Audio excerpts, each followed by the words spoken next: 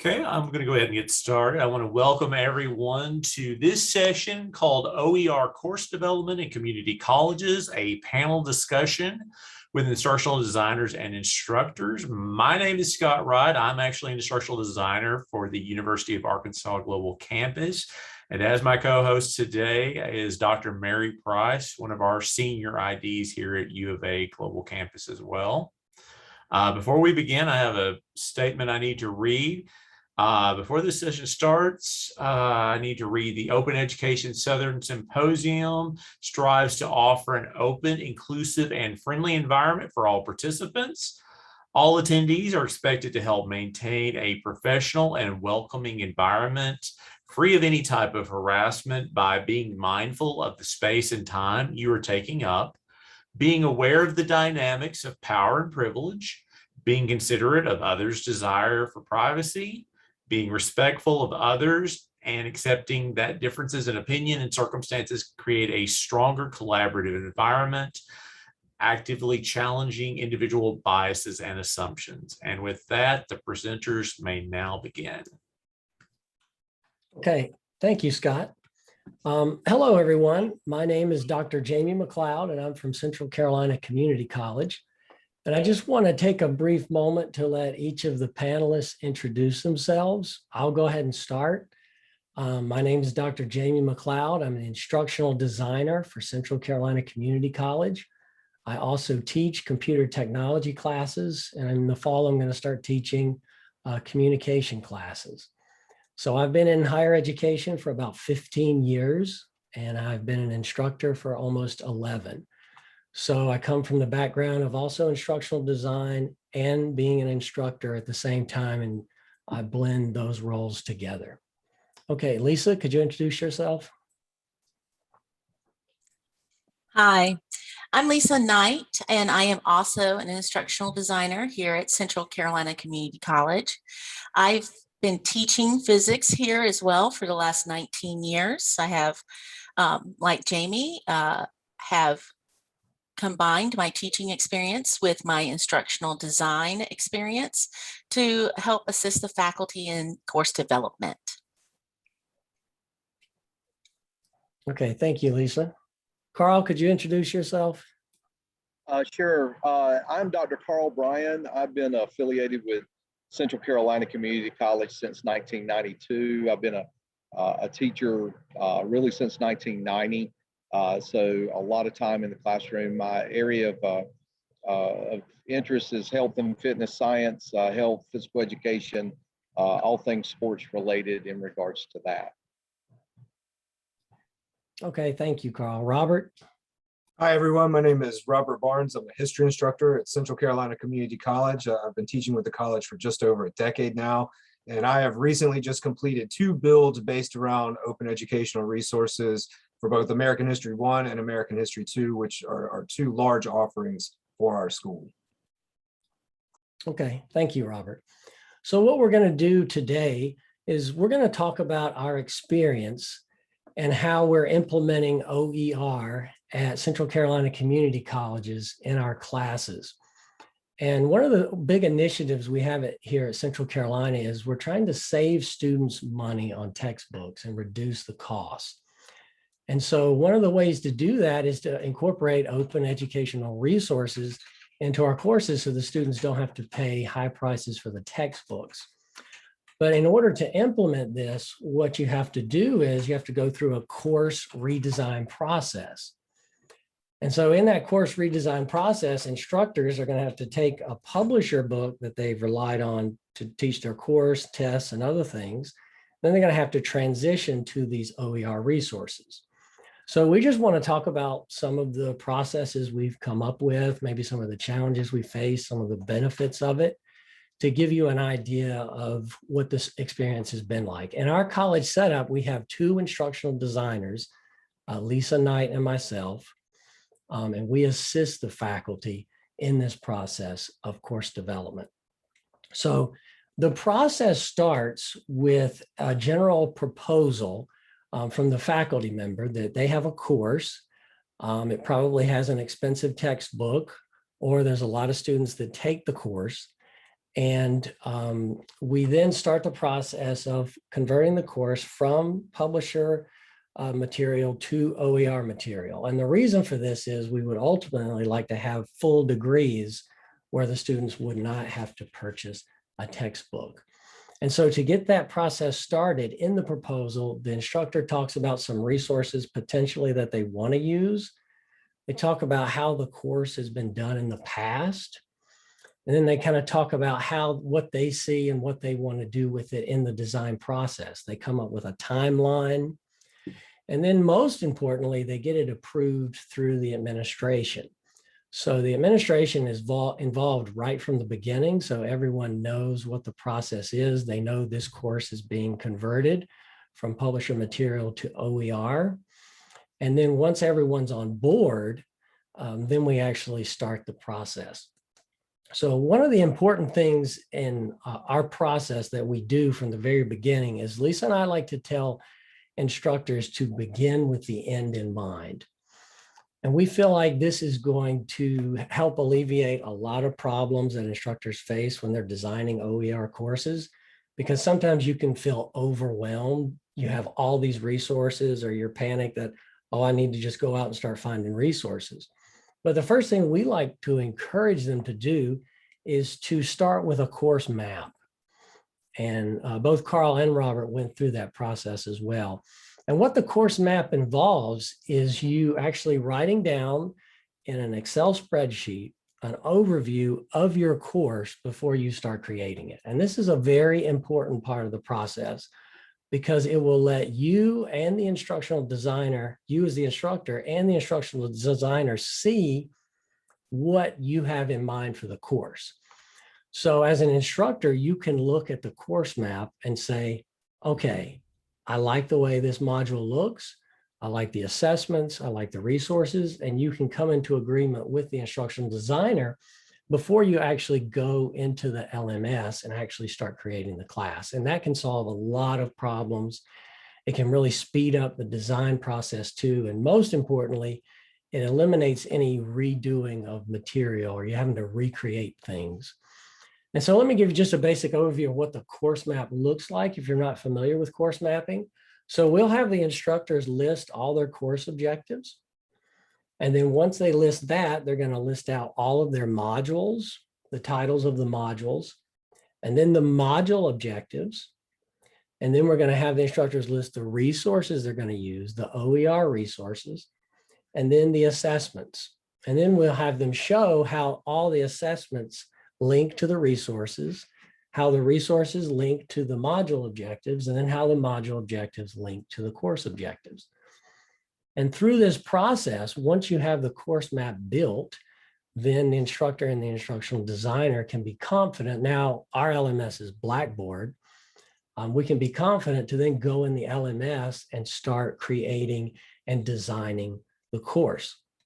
And so if you start with that process, it'll take care of a lot of problems you'll run into, especially problems of communication. Maybe you misunderstood what they said and what they were doing.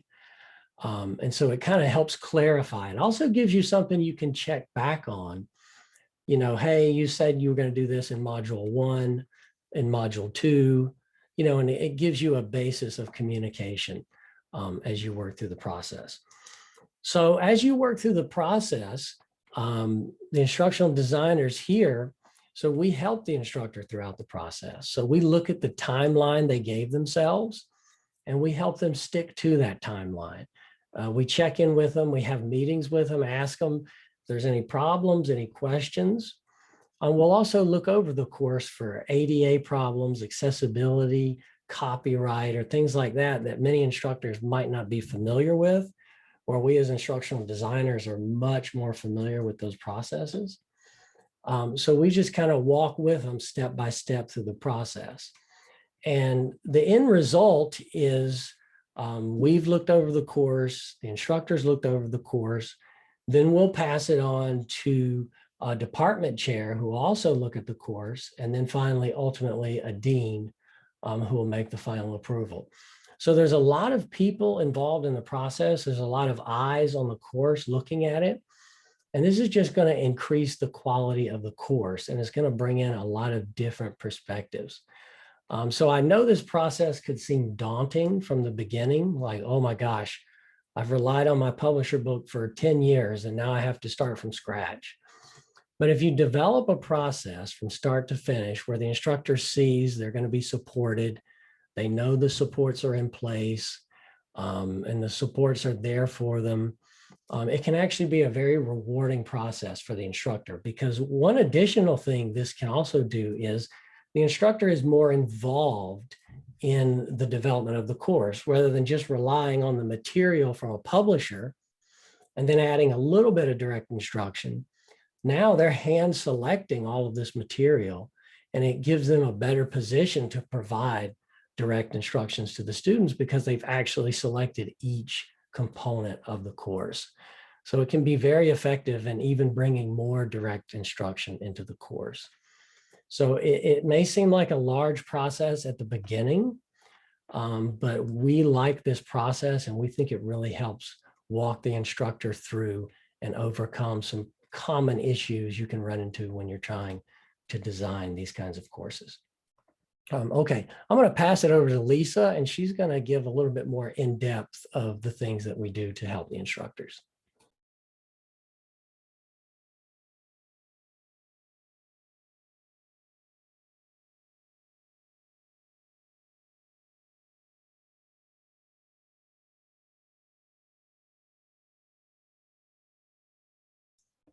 Lisa, I think you may be muted. Yeah, sorry, that was my bad. All right. So over the last 3 years, CCCC has developed about 20 OER courses, and we first chose the courses with the highest enrollments. And many of the courses were developed as template courses so that multiple instructors could use them.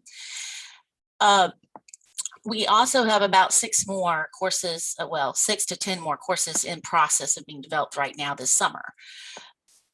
In effect, we have saved students over $2 million in book expenses over the last 3 to 4 years by implementing these OER-based courses. So we've seen a huge impact for students. And as Jamie said, one of the biggest impacts is that now the courses have really a strong instructor presence in terms of the types of materials that are being used, and the courses are much more tailored to our student body's needs and interests, which helps motivate our students.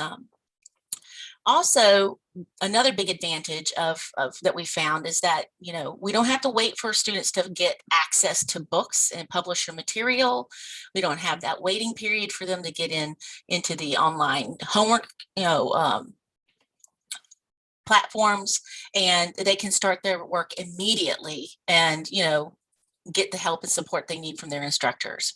A few things that we have learned from the process is that this has really given us the chance to think about how we approach course design. So when we first started this, I was the only instructional designer, and recently we hired Jamie, so which has been a great help. But when it was just me doing this, it was really important to find to really define the course development process. And of course, starting with the end as the beginning mindset by using course maps. And by the way, in the chat window, there is a link to a portion of a sample course map for one of our biomanufacturing courses. And if you take a look at that, you'll see the course objectives are numbered. And then there is a sample module of the map for you to view, which includes the module objectives, which are also numbered.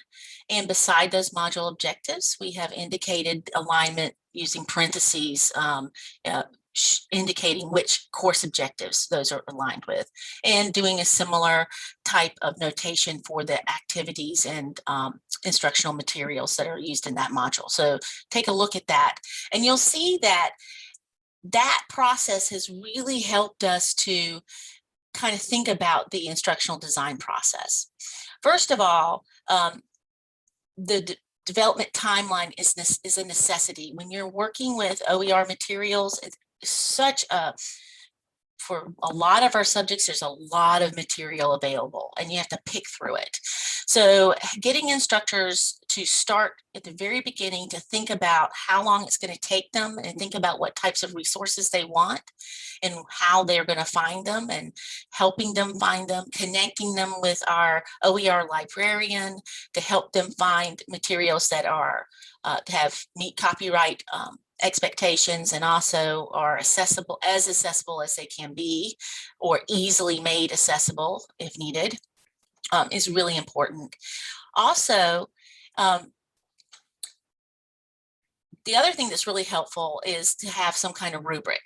And so we do use a rubric that's based on the Quality Matters rubric. It's kind of adapted from that, but it's based on best practices for course design, accessibility, and also ensuring that students have all the materials and resources easily located in the course and in the course syllabus for them, so that they can overcome any barriers that they encounter while they're taking courses, whether it's personal barriers, academic barriers, or just technology barriers. So I also provided a checklist for course development that is based on that rubric.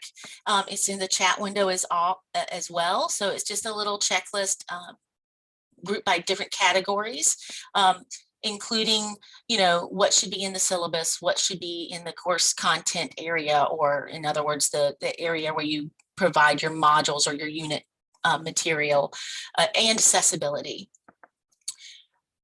We also decided that it was really important for us to develop a process that had some type of peer review, so it wasn't just me looking at the courses. So we instituted a kind of a 3-person process where I kind of go through the development process with the instructor as the instructional designer, and then we have some kind of subject matter expert like the department head or someone else that she appoints from the department, if possible, to look at the course using the rubric. And then finally, the dean, the administration, is part of the process as well, to ensure that the course is adhering to the college standards, and that that is usable by students, and to ensure also that it's meeting whatever the standards are set by the state for that course. And we are moving hopefully to more of a Quality Matters peer review system in the future, because we recognize the importance of having faculty being really involved in the peer review process, but that's to come in the future. And the other thing we found is that it is really important to recognize how much time the instructors put into the development process by providing some kind of compensation, whether it's release time or pay. So when they fill out their course development proposal, they decide with their department head, what the best strategy is for that compensation.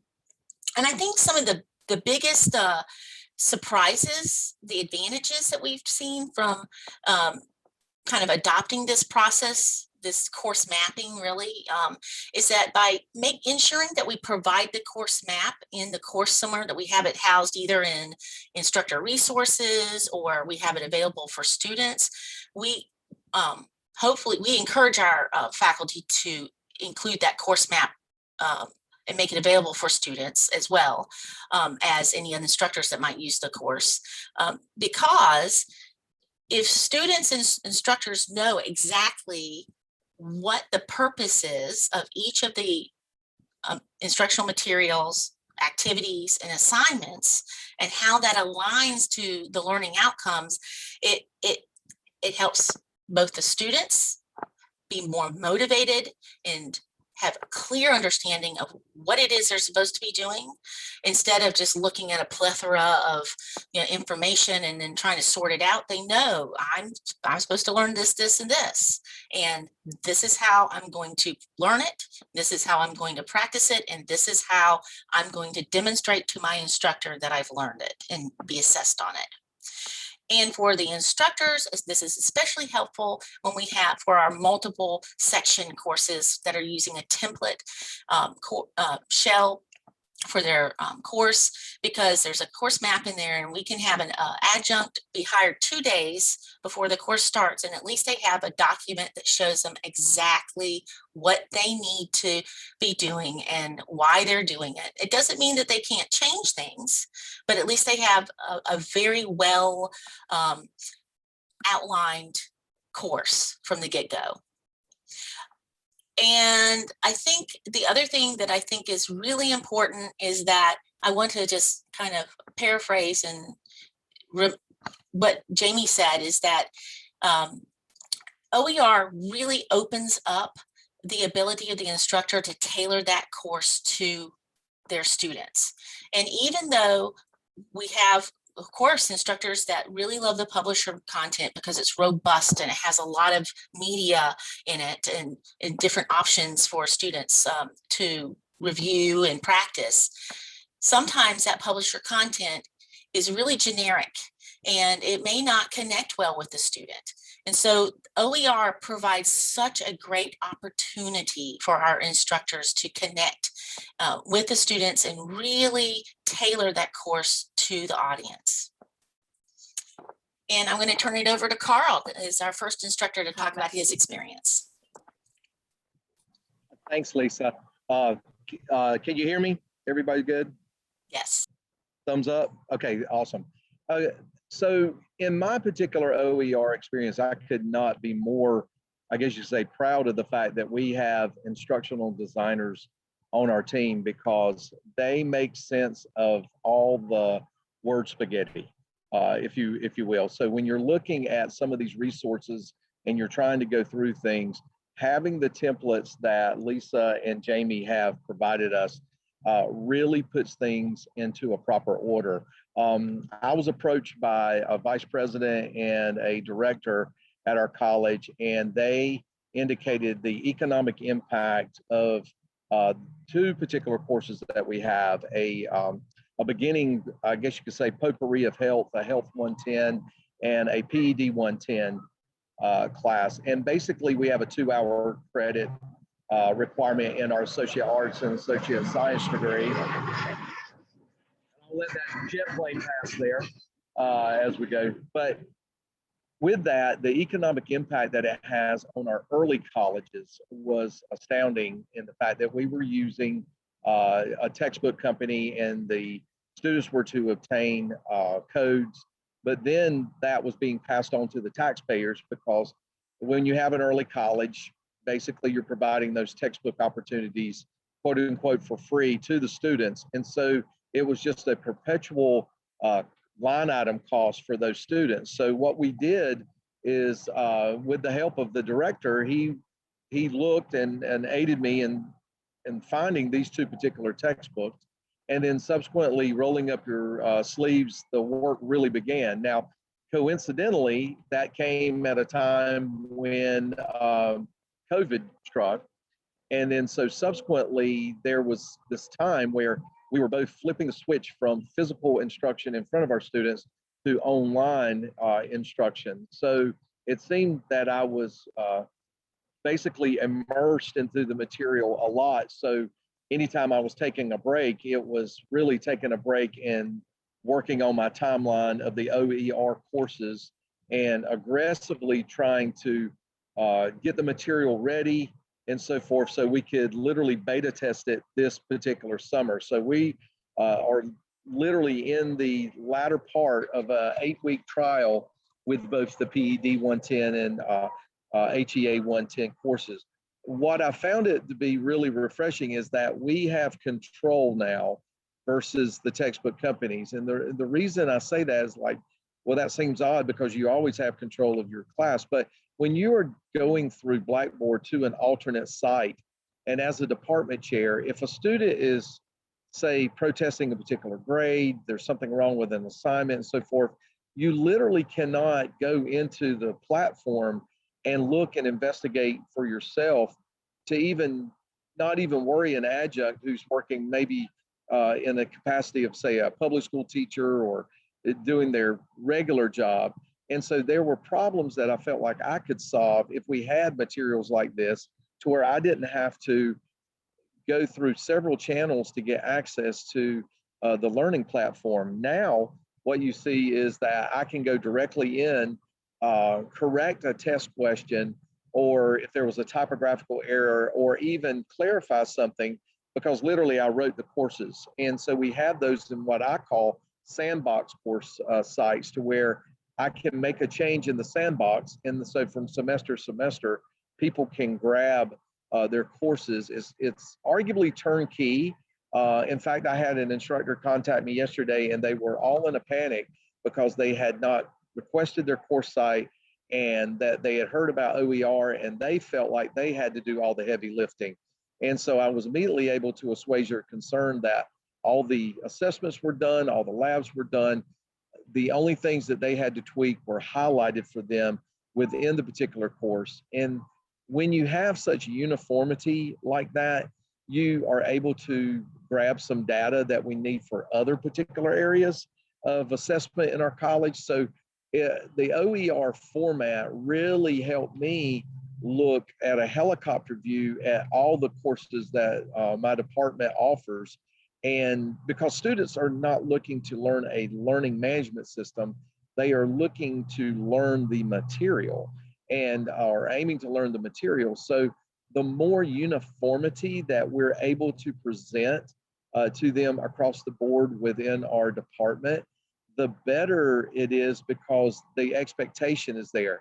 For example, I had a student, we serve as advisors as well at our college, and a student was having trouble with another particular class, and offhand they remarked that this department doesn't do things the way that your department does, where you can easily find things. And so I took a lot of pride in that, but then also that alerted me to the fact that arguably as a college, as more and more departments are using OER materials and they are doing things, that there does need to be a uniformity of presentation. And that all leads me back to what Lisa and Jamie have provided us. They have done a lot of the heavy lifting. They are our Google Maps of education, if you will. What we're trying to do is insert our content in a fashion where it fits that particular template. So, and the beauty of an instructional designer is the fact that they have this seamless way of doing things, and it kind of takes the guesswork out of it, because we as instructors arguably over the years can be kind of stubborn in how we present particular material. And it's not like that. You can present it in however the order you wish, but there is so much more clarity. It's almost like going to a optometrist and going lens 1, lens 2, and making the compare contrast. So having gone through the process, now it is painstaking as you find a particular textbook. And when I say painstaking, not like a kidney stone or childbirth, it's more like performing stretches, which should give you mild discomfort. There are dead links occasionally within a textbook. So if like Lisa was saying about some of the generic material presented from a textbook company, it lovingly forced me to go into TED Talks and YouTube videos and things that we're allowed to use as instructional material, and it became more topical. For example, Health 110, we were in the midst of a pandemic, so it allowed me to fashion questions from both, we were living history at that particular moment, but then also a chance for students to express some of their angst and so forth. So we're addressing sort of the emotional wellness component. From the physical fitness standpoint, we're able to be a little bit more cutting edge in the fact that I can take a video out and insert a video in. So lot of really being allowed a lot more, I guess you could say, introspection into the courses, to where myself as a department chair, I can solve things before they even become a problem with that. And that's what the beta testing has allowed us to do. As a final note, if you're doing this or considering it and so forth, I would really strongly suggest that you beta test during a summer session, where arguably your enrollment numbers may be smaller, because by doing that, that control group and so forth, they're a little bit more, I guess you could say, happier as a student and able to let you know some things in arguably a more casual manner, to where you can go in and fix it with not the dreaded pace of a fall or spring. And I hope that does justice to what everyone's looking for in this particular experience. I'm going to pass this along to Robert now. Thanks, Carl. I want to say thanks to our hosts and to all of you in attendance. I want to speak a lot about how instructors choose resources. And I think there's a lot of diversity about how you can go about this process. At our college and in our division, we elected to go with more of a traditional backbone textbook instead of collecting a large consortium of resources and weaving them together. And that was influenced by the populations we serve. We have very large high school cooperative, and having that core backbone textbook was an easier transition into this OER process because it just had a similar feel to the textbooks they were used to using in the past. Now, I think that's a very important decision early on, and I don't think that necessarily even is just the instructor's responsibility. We took this on at a department and division level. We at our community college use the same textbook in every section of a course. So it's similar to a new textbook adoption. If we're making this change for one class, we're making this change for all of our instructors. And we wanted to have that sort of input over what the resources were going to look like. So it wasn't really just up to any individual instructor necessarily, in my case, as far as picking the book.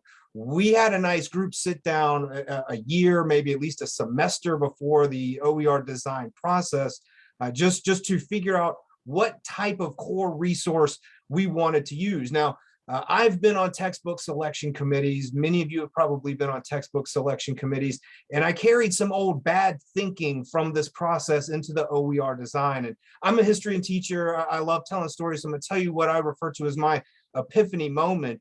We kind of boiled it down to two major textbooks. We had an OpenStax textbook out of Rice University, and we liked OpenStax because within our social science department, we were already working on sociology and psychology OER designs off of their textbooks. But there was another really good one, the American YOP, that just had phenomenal resources. And y'all, I was hemming and hawing late at night trying to decide between these two books before I had that epiphany. You don't have to pick. Right? I could build off of that core OER textbook and then still incorporate all of the primary resources from the American YOP, from all of these other resources. It's a very different process. To some degree, it's a little bit of Wild West, but you have some of the most wide open educational freedom I've seen in this design process to really make the classes the quality you want to see. Now, like I said, the textbook selection really, I think, should begin well before the actual design process, a year, at least a semester. Make sure you've got the right resources. Then as far as how do you select the additional resources you're going to use, one of my best pieces of advice I've gotten, and I'm going to pass on to you, is don't reinvent the wheel. We have a wonderful library staff, and they are more than willing and eager to help out and find resources for students and faculty alike.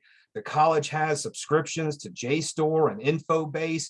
Use what's at your disposal, and you're going to be amazed at how many resources are available. Now, for my discipline, we have the National Archives, but I'm sure there are these compendiums out there subject specific to help you pull these resources together. All of this, though, I think is distinctly separate from the course design itself. And having run through this a couple of times, here's kind of a process or a flow that I've become comfortable with. Plan first, right? Think like an architect doing the blueprint before the building is even started. Put the plan down on paper, like a software engineer coming up with the original code before they start typing in. I'm a motivated style, just dive in head first kind of person, and my instincts were to just start creating module one and build this thing. But really, coming up with that master plan, that master flow chart, if you will, is going to help you out a lot. And one of the things I saw in making this plan was that there were some things I'm going to be doing over and over again. I found some similar core components of all of my modules, and that actually helped me minimize some of my work. Again, back to not reinventing the wheel. I knew I'm going to have student learning objectives in every module. I knew I'm going to have chapter readings, written assignments, quiz.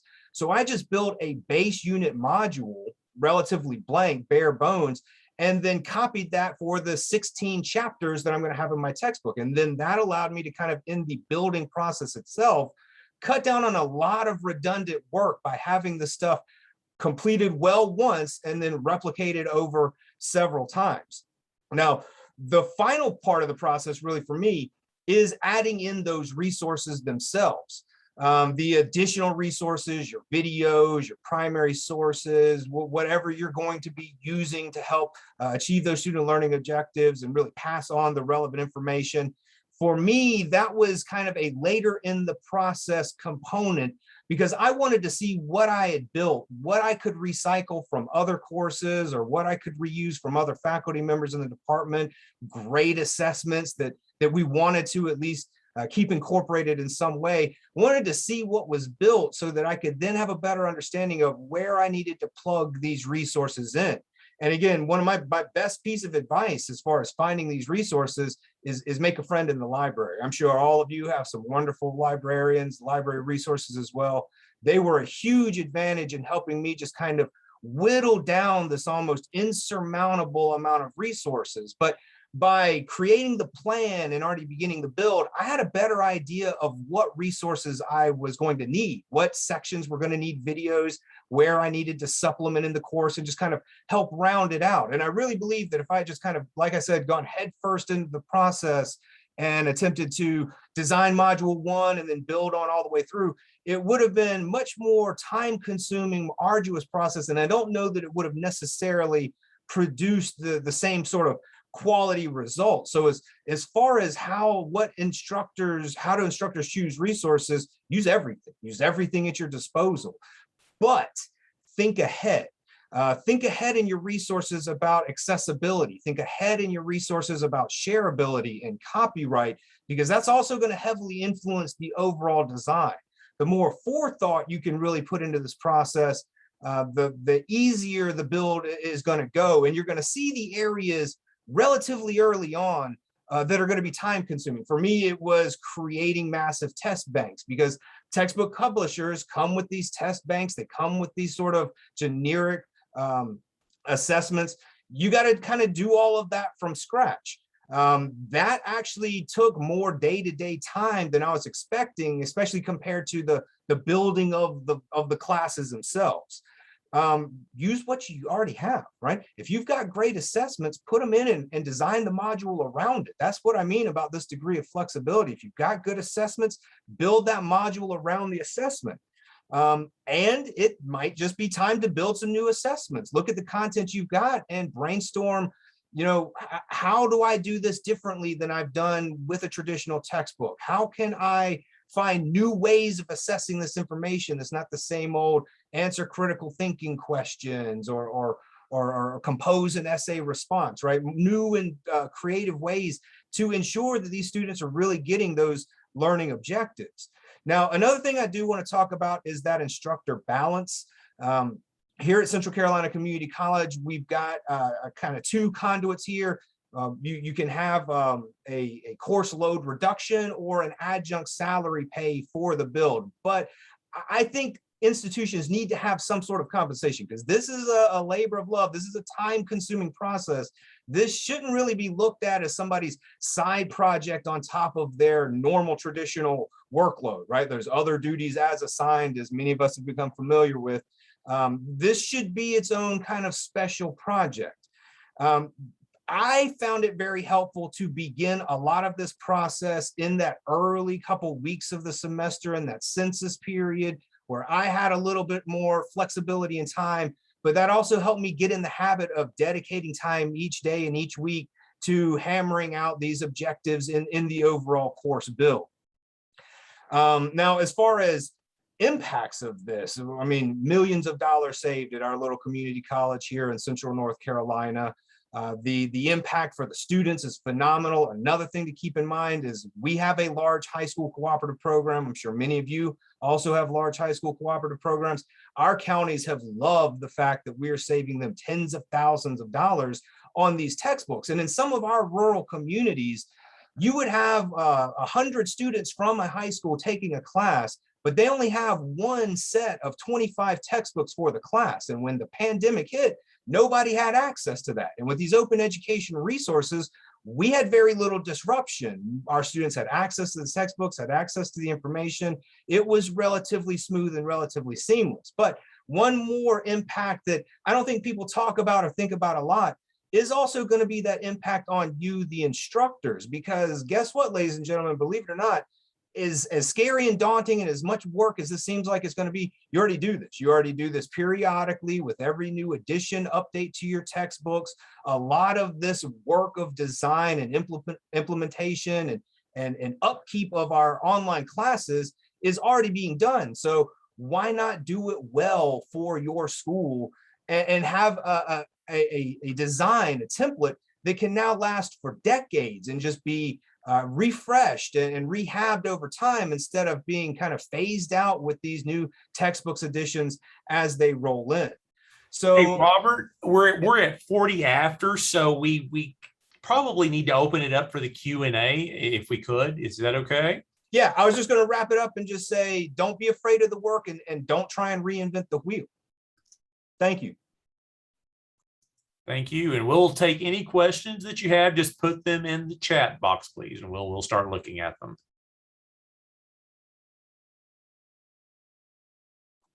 I also wanted to add to one of Carl's points earlier about piloting in the summer. Another advantage there typically is you have fewer sections of a course, so it's more manageable period for a pilot.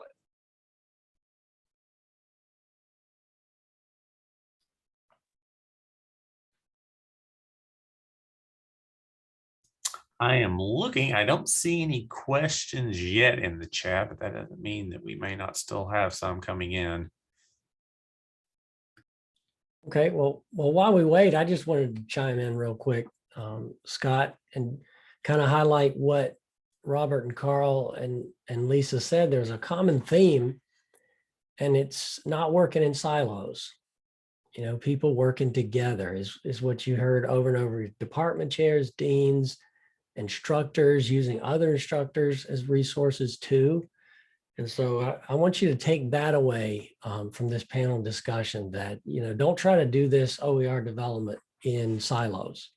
You know, the more people you bring into the process, the more people that are involved, the better, because it's going to make the process better. Jamie, I'll build off of that. How do you think, or what are some tips for the audience that could break down those silos? What have you found effective in kind of breaking down those walls? Get out of your office and talk to people. You know, don't just assume, oh, this person isn't interested in that, or, oh, they can't help me.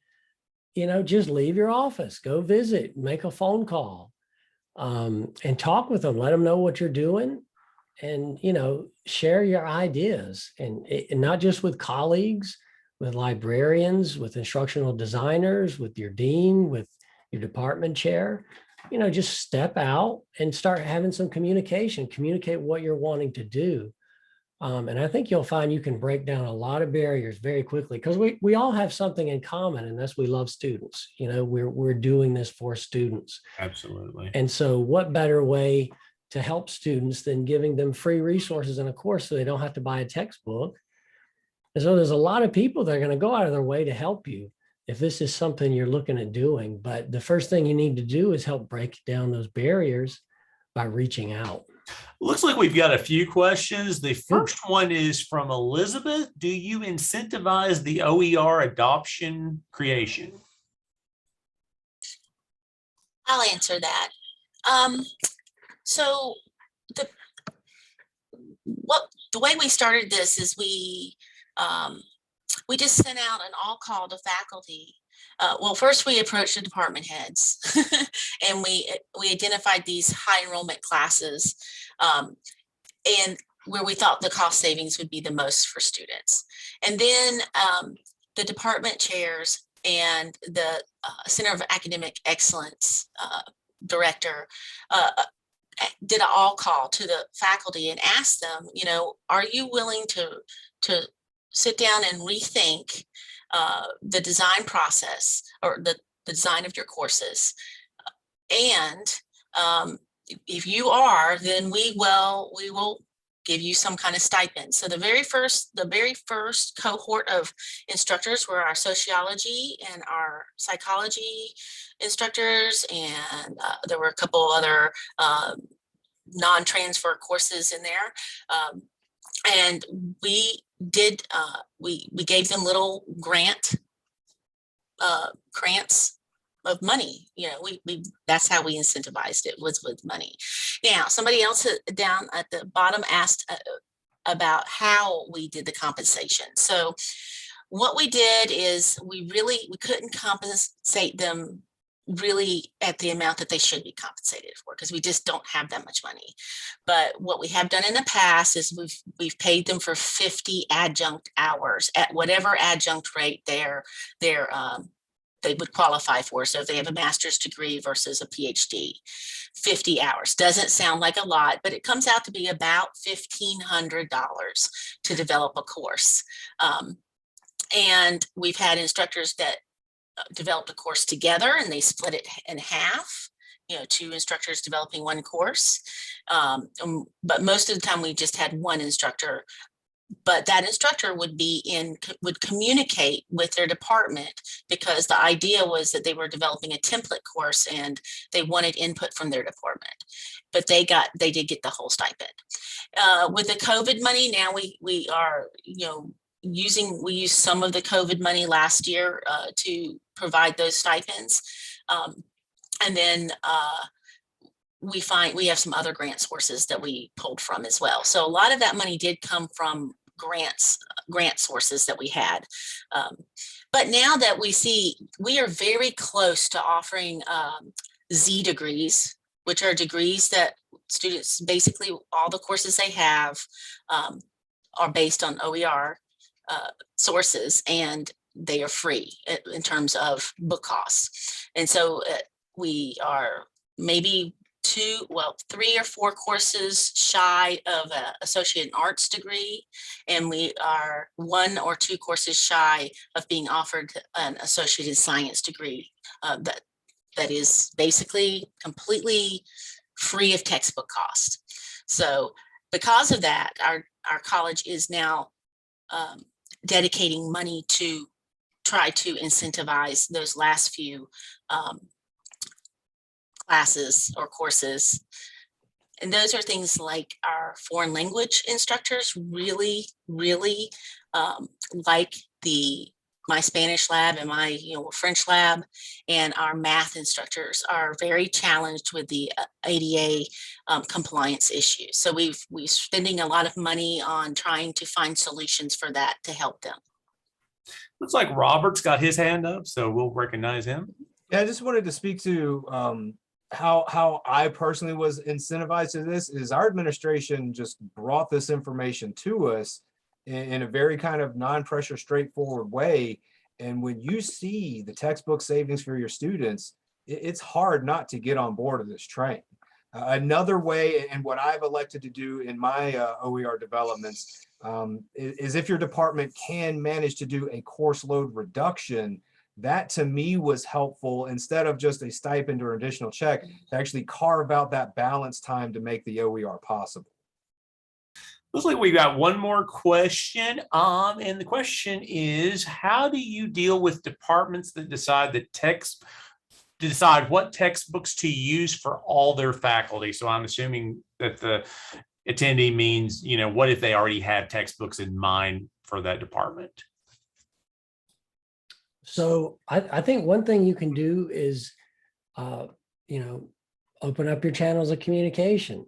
Bring in the deans, bring in the VPs, bring in everybody involved so that they know what's the mission. And if OER is a mission tied into your college, then very likely it'll even go all the way up to the president as a mission of the college to save students money on textbooks. And that'll really depend on your upper level administration too, and how much they've bought in to the OER concept. But the more buy-in there is at your institution, the more communications will be available, because they could make more funds available that would make those departments more open to doing it. A lot of times they feel like it's a lot of work. And so, they feel like there needs to be some maybe compensation, administrative buy-in to help you with that process. Robert, did you want to say something? Yeah, and we treated it very similar to how we would normally do a textbook selection process. It's just looking strictly at OERs instead of these publisher content textbooks. We sat down like for history with our history instructors and our department head, and we compared notes and we threw it just like we would, from one of these major publishers. Looks like we are at 12:50. So unfortunately, this has been a great discussion, and I hate for it to end, but we are kind of at the end of this session. I just want to thank our panelists and our attendees, and we appreciate it. I am going to stop the recording now.